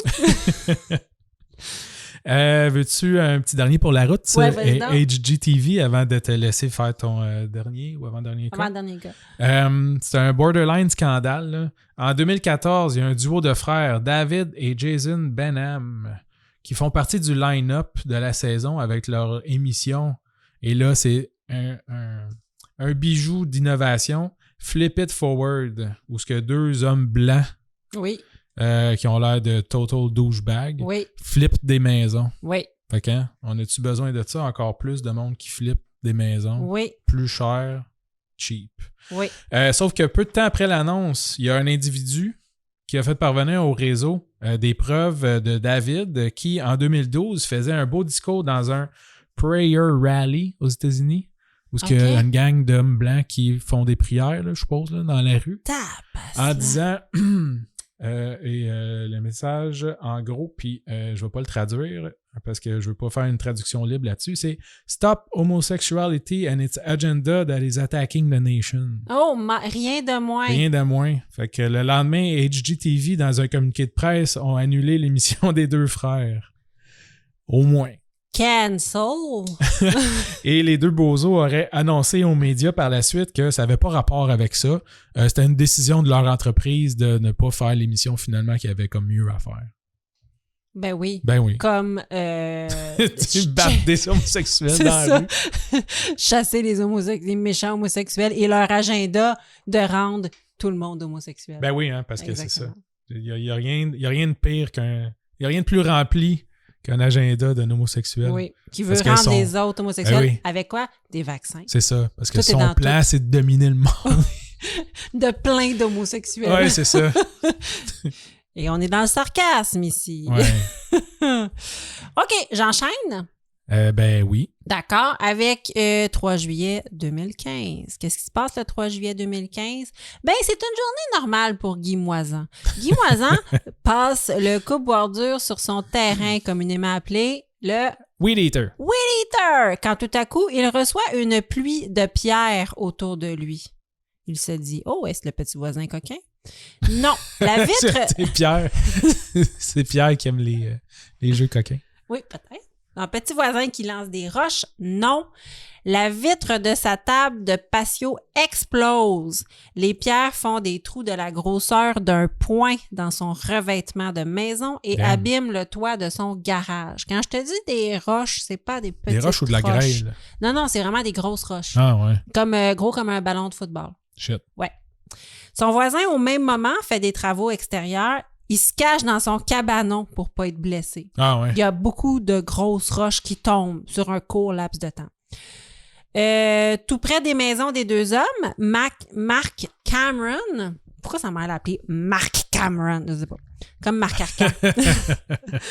Mark Cameron, au volant de sa voiture, reçoit une énorme roche sur son toit et son pare-brise et ça fait un gros ça abîme sa voiture et ça fait un vacarme assourdissant. Il aurait pu vraiment faire un gros accident.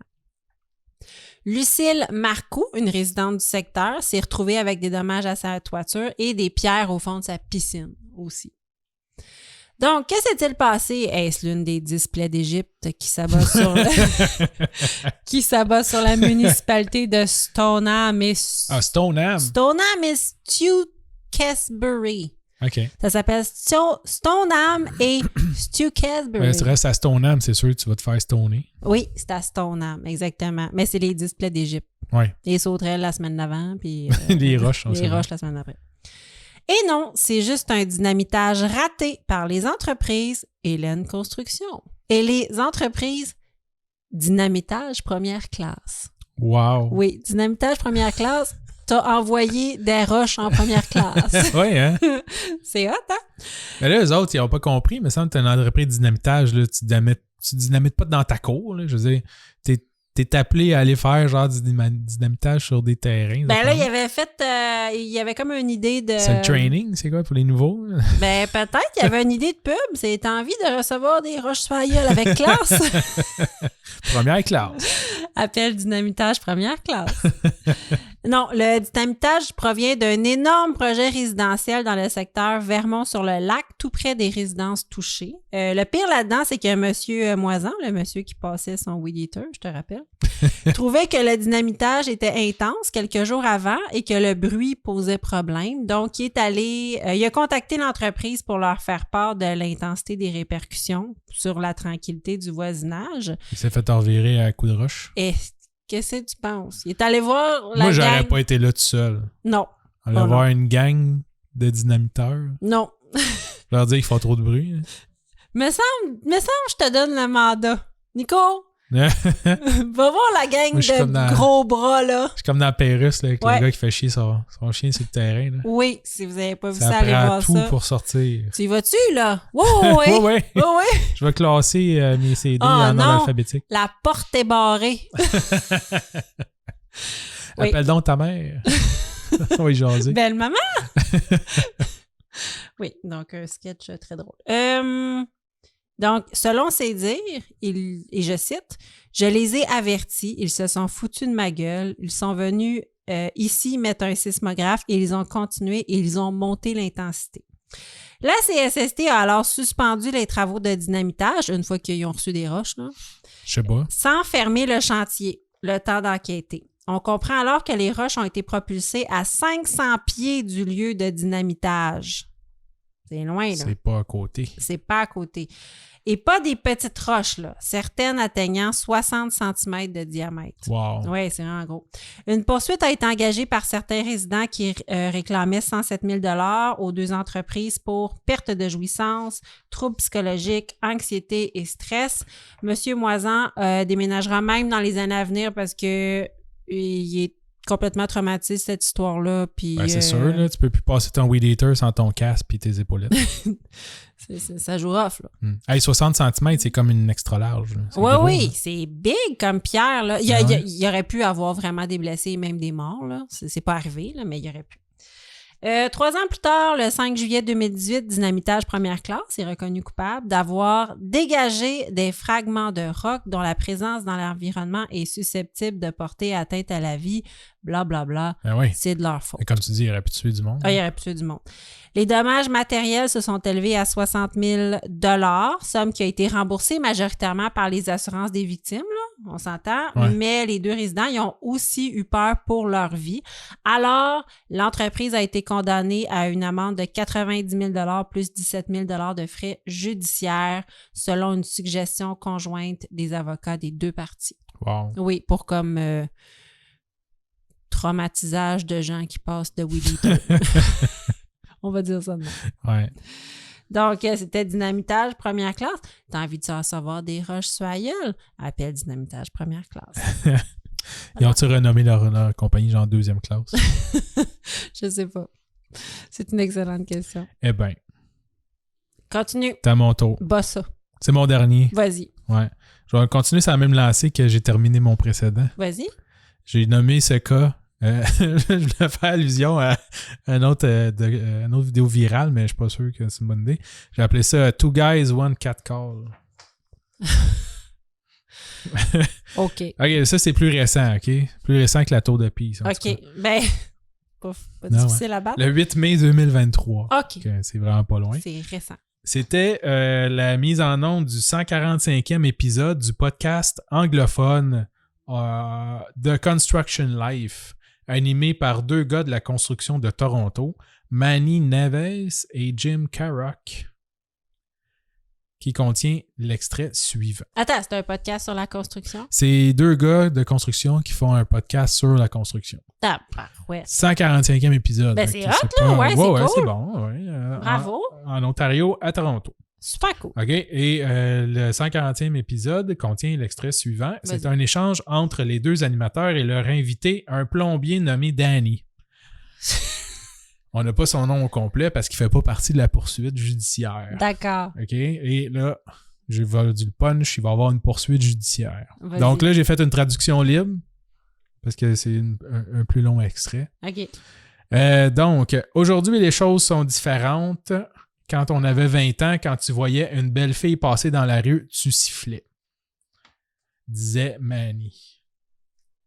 Danny va rétorquer. Il dit « Aujourd'hui, tu fais juste regarder, t'as la police sur le dos. C'est la vérité, c'est ridicule. Où s'en est rendu? » OK. Fait que Danny, le plombier, va répondre ça. Manny va répondre « Moi, je sifflerais pareil. » Oh, c'est un coquin. Ouais.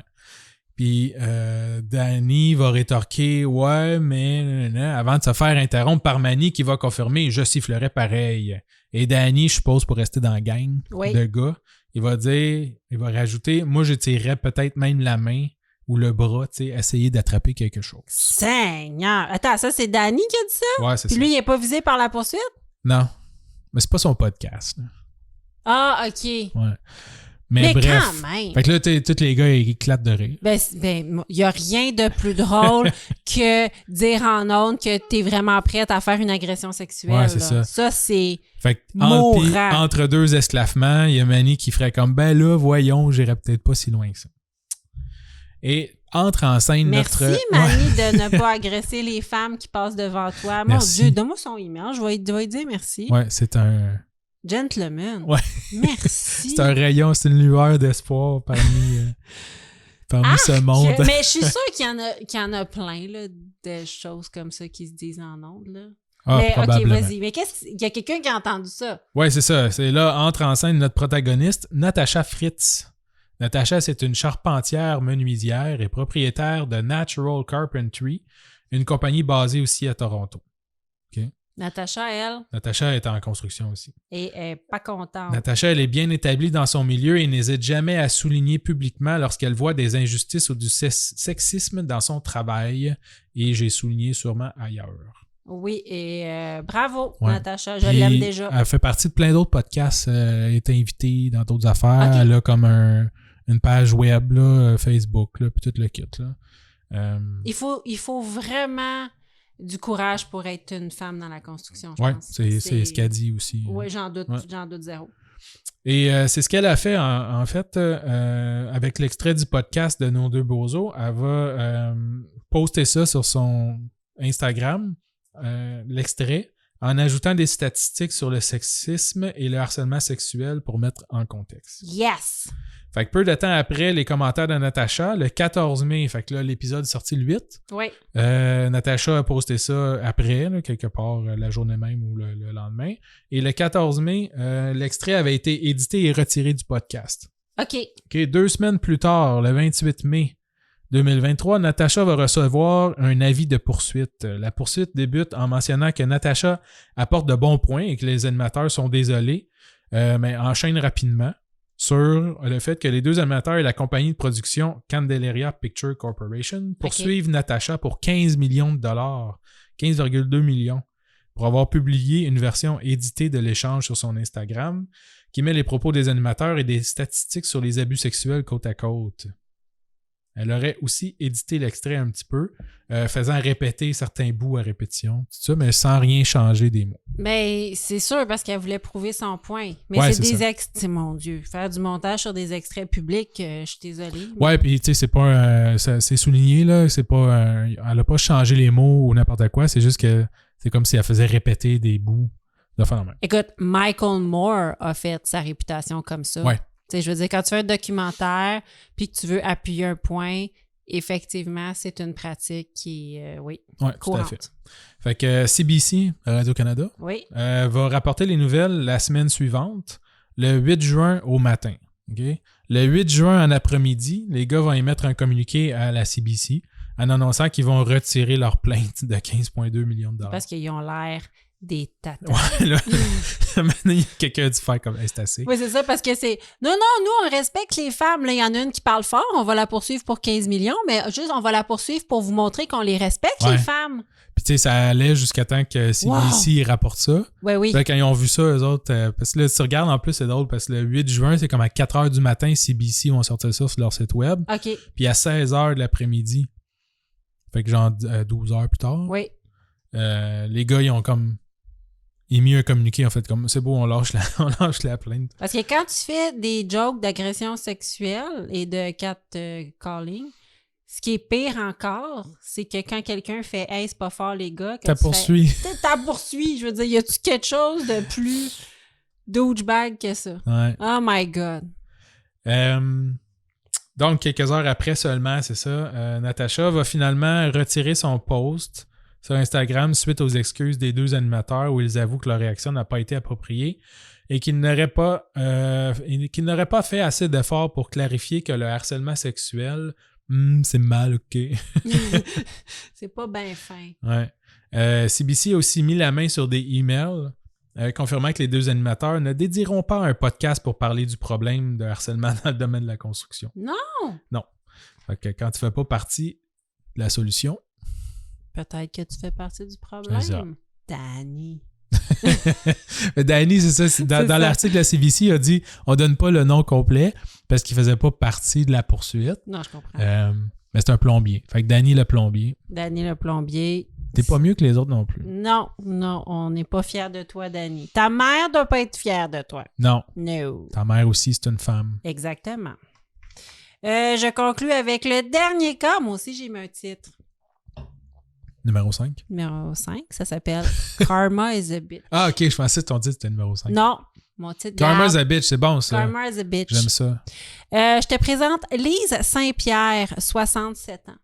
Bonjour Lise. Allô, Lise. En 95, Lise a commencé à travailler Elle avait 67 ans en 95? Non, Ah. définitivement pas. En 95, Lise a commencé à travailler pour la compagnie de construction Irénée Paquet et Fils du quartier Rosemont à Montréal. Ah, c'est pas loin d'ici. Oui. Daniel Paquet est le président de l'entreprise qu'il a fondée il y a plus de 40 ans et aujourd'hui, il mène l'entreprise avec ses 2 fils, appelés comme tous les hommes, Jonathan et Alexandre. Toutes les hommes. Tous les hommes de mon âge s'appellent Jonathan et Alexandre. Lise travaille pendant plus de 20 ans pour Construction Irénée Paquet et Fils et elle a le contrôle de la comptabilité. Oh. Daniel Paquet lui fait confiance. Double OO. Un crème tonique, hein, quand on fait comme était en charge de la petite caisse. Oh. Signal d'alarme.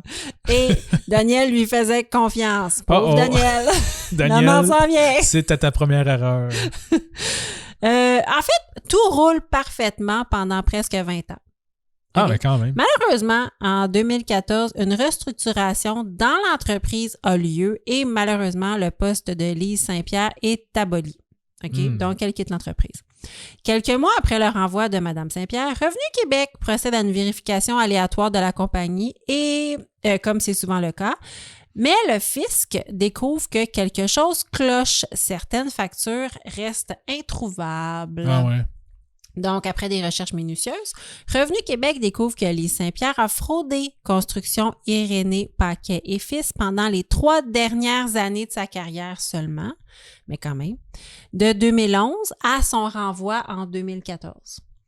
Pendant ces 3 années, Lise Saint-Pierre a procédé à de la fausse facturation de sous-traitants fictifs, genre Monsieur Gros Tuyau Inc. Pour construire une Batcave. Et voilà. Dans les livres comptables et a soutenu de la fausse facturation de sous-traitants fictifs. Elle imitait carrément la signature du président de la compagnie et elle déposait l'argent où? Dans son propre compte. Oui. Hey, bye. Et en 3 ans, elle a détourné 628 000 $. Wow! Oui, je veux juste te dire que si en 3 ans, tu détournais 628 000 $ de mon compte, m'en rendrais compte. Je sais pas. Mais ça, c'est quand même une grosse entreprise. Ah oui? Puis, ils s'en sont pas rendus compte, mais le propriétaire disait, on trouvait qu'on faisait pas beaucoup d'argent. Ben oui. Travailler comme on travaillait. Et elle n'en était pas à son premier rodéo. Ah non. La femme avait déjà été condamnée pour fraude 2 fois dans le passé, en 93 et en 97, ayant même purgé une peine de prison. Ben voyons. Ouais. Bien que la principale intéressée ait nié avoir des problèmes de jeu, le procès a démontré que cet argent avait principalement servi à rembourser des cartes de crédit qui servaient à l'achat de billets de loterie. Par mois, les montants volés pouvaient atteindre 25 ou 30 000 $.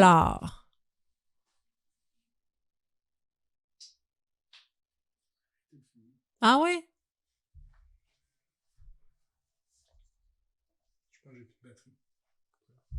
Qu'est-ce qu'on fait? Ouais.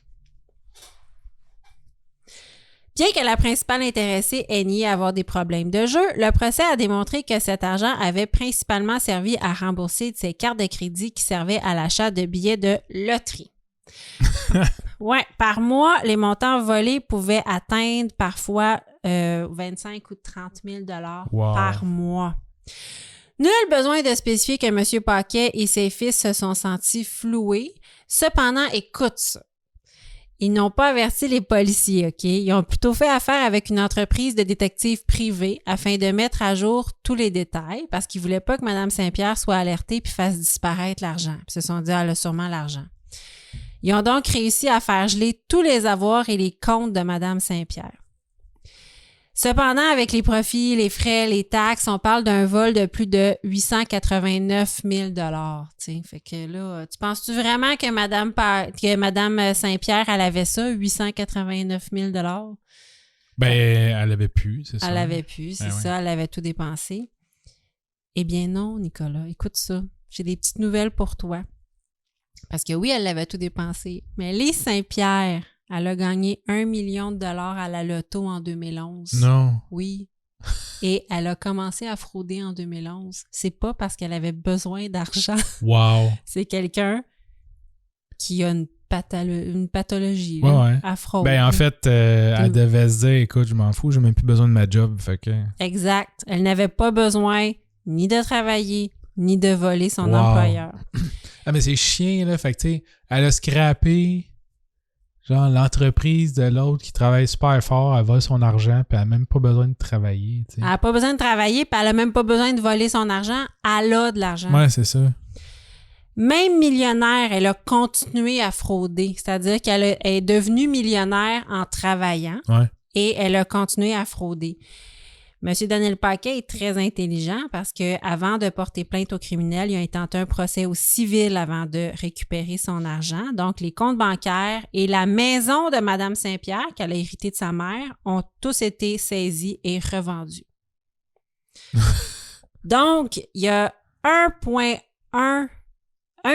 162 000 $ qui ont été remboursés à la construction Irénée Paquet. Ah, ils sont chanceux. Oui, pour inconvénients et pertes. Donc, en conclusion, M. Paquet se trouve très chanceux de s'être fait frauder par une millionnaire. Ouais, c'est ça. Parce que d'habitude, il reste pas grand-chose à aller chercher. Là. Oui, c'était savoureux. T'as beau poursuivre quelqu'un pour 1 milliard de dollars. Je veux dire, cet argent-là, c'est pas l'État qui va leur donner à la personne en disant « Ah, ben, tu sais, non, c'est... S'il l'a pas, il l'a pas. » là. Après ça, c'est juste qu'ils se font comme pogner de l'argent de leur paye pour le restant de leur vie. Exactement. Mais tu sais, la madame, elle a 67 ans. Tu te dis, mon Dieu, elle travaillait dans une petite compagnie à 67 ans. La madame n'est pas solvable. Là, tu sais. Wow. Eh oui, elle est millionnaire. C'est fou, c'est une voleuse. Tu sais, il l'appelle la voleuse millionnaire partout dans la presse. Donc, c'était mon dernier cas. On vous remercie infiniment de nous avoir suivis pour ces 10 cas et le champion de la semaine. On va faire un sondage sur notre page privée. Comme d'hab. Comme les 2 autres fois. Sur notre page privée Facebook. Suivez-nous sur notre page privée Facebook. Faites une demande. On a maintenant une page Facebook, une page Instagram, un TikTok et on vous rappelle qu'on sera au Théâtre Sainte-Catherine le 16 novembre pour un live. On a hâte de vous rencontrer. Ouais, ça nous prendrait au moins, je sais pas moi, 10 fans. Oui. Qui connaissent juste nous autres, pas les autres. Oui. Ça se peut pas, ça. Oui, impossible. Au début, je vais dire, y a-tu du monde qui sont là pour nous autres? Puis là, moi, je veux que tout le monde faut que ça lève. Ouais! Parce que c'est nous qui réchauffe la salle. Je pense. Je pense qu'on passe en premier. Il y a une humoriste qui va être là pour faire l'animation. Oui! Il y a une animatrice, Audrey-Anne Tremblay. Oui. Donc, oui, on a une animatrice. Ah non, c'est hot. Ah non, c'est pas et je ne veux pas prendre le crédit, c'est les filles d'un peu de crime dans ton café. Qui ont pensé à nous, c'est vraiment cool. Oui, on est vraiment énervés. On a hâte d'être là. Fait que merci beaucoup d'avoir été des nôtres et on vous laisse avec le mot de la fin. Si vous faites le mal, faites-le bien. Ciao! Au revoir.